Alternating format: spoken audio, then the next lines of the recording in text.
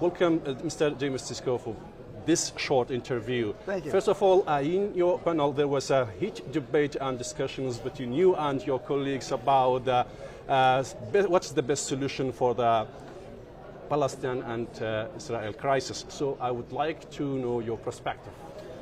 Well, as an American, we have certain views and perspectives that might not align with some of the perspectives of Arabs. And what I try to do is bring a very realistic perspective in data analytics and using methodology. But the one theme that I continue to come across is that a lot of attention is being paid upon the U.S.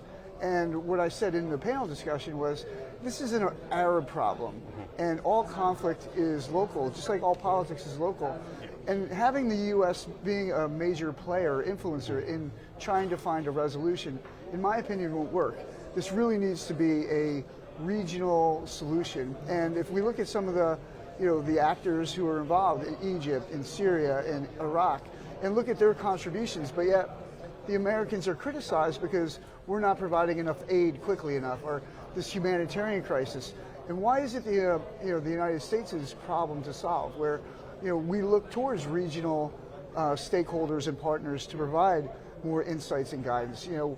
As an American, our culture is influenced and our worldviews are influenced by the way we grow up. So for us to try to come up with an enduring solution through a Western lens would be difficult at best. Brilliant. I am very interested in Iraq and Kurdistan region. So let's concentrate on Iraq precisely. Recently, in the recent developments, there are some tensions between militia groups and the United States of America. Militia groups, backed by some neighborhood countries, are continuously attacking and threatening U.S. forces and Kurdistan region.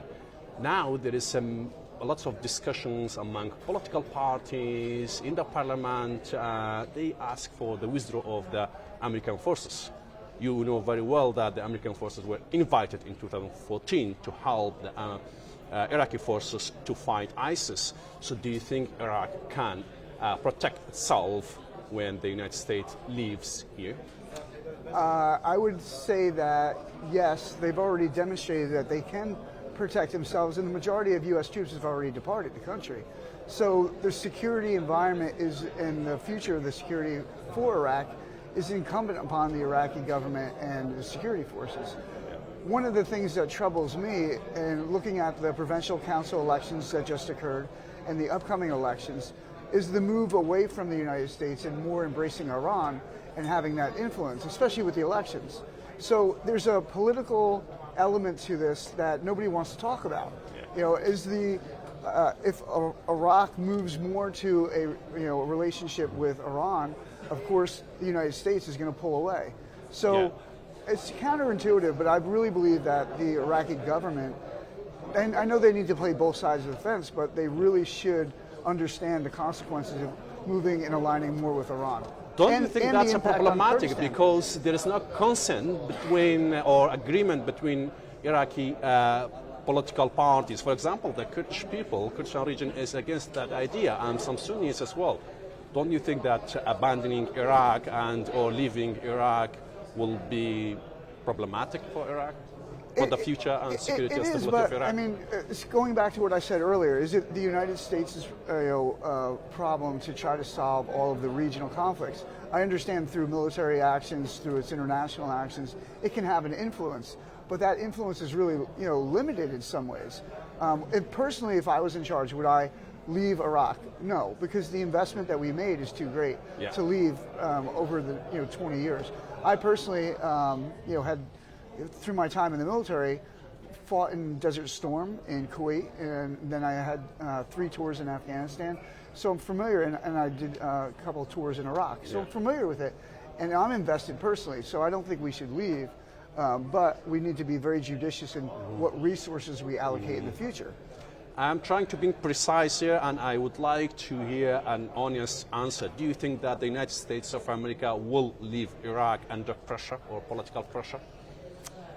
It depends what administration we're talking about. So if we're talking about the current administration, or if we're talking about an administration led by President Trump if he's elected, I do not think that under President Trump, there will be a withdrawal, I believe. I mean, if you look at his personal beliefs and what he's done in the past, there's his impetus to leave. And do I agree with his foreign policy? No, but am I able to influence his foreign policy? No. So I think it would be a mistake if we left, but we just, like I said, we need to be judicious in what resources we allocate. Yeah. So I wanted to grab your attention to the visit of Kurdistan Prime Minister Masoud Barzani to the United States of America. I'm pretty sure that you have been following the news. He had some excellent and great meetings with the Department of State, the Secretary of State in the White House, Jake Sullivan, and other high officials.